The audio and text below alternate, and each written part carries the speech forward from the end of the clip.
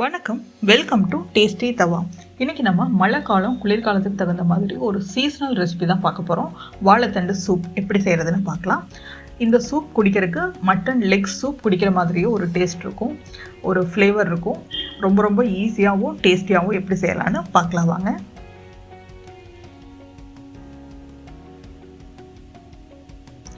வாழைத்தண்டு இந்த சைஸில் எடுத்து வச்சுக்கோங்க. இந்த சைஸில் செய்யும்போது 4-5 பேர் சாப்பிட்லாம். இது ஃபஸ்ட்டு ரவுண்டாக கட் பண்ணி நார் எடுத்து வச்சுட்டு க்யூபாக கட் பண்ணி வாழைத்தண்டை ரெடியாக வச்சுக்கணும்.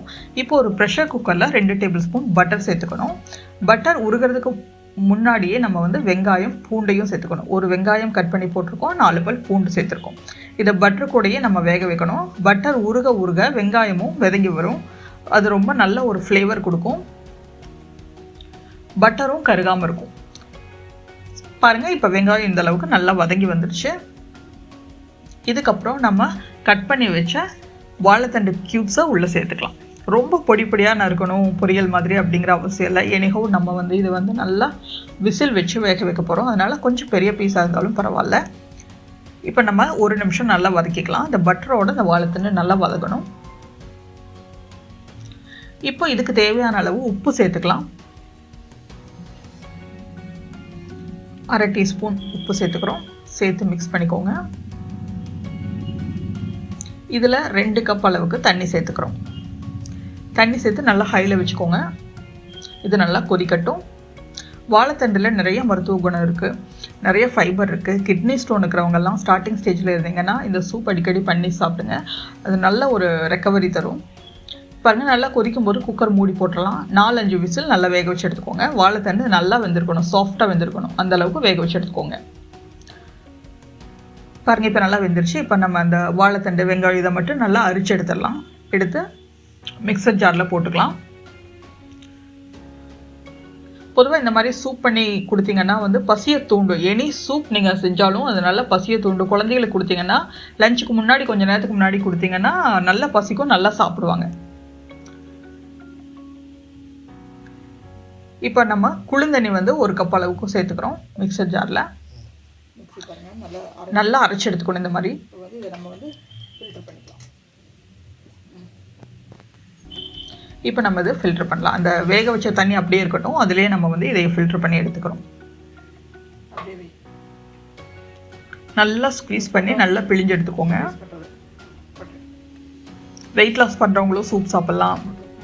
டீஹைட்ரேஷன் ப்ராப்ளம் இருக்கிறவங்க சூப் சாப்பிட்லாம்.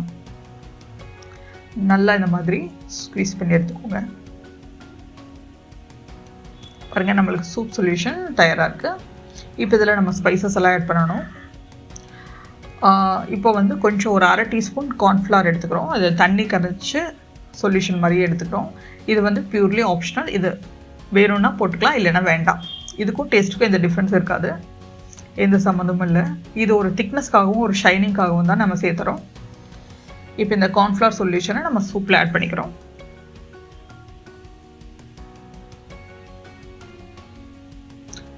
இதில் மஞ்சத்தூள் ஆட் பண்ணுறவங்க பண்ணிக்கலாம்.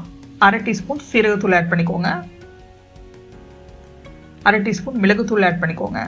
காரத்துக்கு வேறு எதுவுமே நம்ம சேர்க்கல, ஒன்லி மிளகுத்தூள் மட்டும்தான். சீரகத்தூளும் சேர்த்துக்கிறோம், அவ்வளோதான். வேறு எதுவுமே தேவையில்லை. இப்போ நம்ம தண்ணி நிறைய சேர்த்துருக்கனால கொஞ்சம் உப்பு எக்ஸ்ட்ரா ஆட் பண்ணிக்கிறோம், அவ்வளோதான். நம்ம கலந்து விட்டு பாருங்கள், கன்சிஸ்டன்சி செக் பண்ணிக்கோங்க. நிறைய தண்ணி ஊற்ற வேண்டாம். நிறைய தண்ணி ஊற்றும் போது நமக்கு சூப் டேஸ்ட் இல்லாமல் போயிடும். இந்த அளவுக்கு இருந்தால் கரெக்டாக இருக்கும். இதை விட திக்காக வேணும்னாலும் நீங்கள் தண்ணி அளவு குறைச்சிக்கோங்க, அவ்வளோதான். இப்போ நம்ம அடுப்பில் வச்சு 1 நிமிஷம் கொதிக்க வைக்கிறோம், அவ்வளோதான். கொதிச்சதுக்கப்புறம் ஸ்டவ் ஆஃப் பண்ணிடுங்க. நம்மளோட வாழைத்தண்டு சூப் தயாராகிடுச்சு, அவ்வளோதான். மழை காலம் குளிர்காலத்துக்கு தகுந்த மாதிரியான ஒரு சீசனல் சூப், வாழைத்தண்டு சூப். வாழைத்தண்டுக்கு பதிலாக எந்த வெஜிடபிள் வேணால் இதே மெத்தட்லேயே நீங்கள் பண்ணலாம். ஒவ்வொரு வெஜிடபிள்ஸுக்கும் ஒவ்வொரு டேஸ்ட், ஒவ்வொரு சூப்பும் ஒவ்வொரு டேஸ்ட்டில் ரொம்ப நல்லாயிருக்கும். கண்டிப்பாக ட்ரை பண்ணி பார்த்துட்டு உங்கள் கமெண்ட்ஸ் எங்கள் கூட ஷேர் பண்ணிக்கோங்க. தேங்க்ஸ் ஃபார் வாட்சிங். இந்த ரெசிபியை ட்ரை பண்ணி பாருங்கள். பிடிச்சிருந்தா லைக் பண்ணுங்கள், கமெண்ட் பண்ணுங்கள், ஷேர் பண்ணுங்கள், சப்ஸ்கிரைப் பண்ணுங்கள். கூடவே பெல் ஐக்கானையும் கிளிக் பண்ணிடுங்க. தேங்க்ஸ் ஃபார் வாட்சிங்.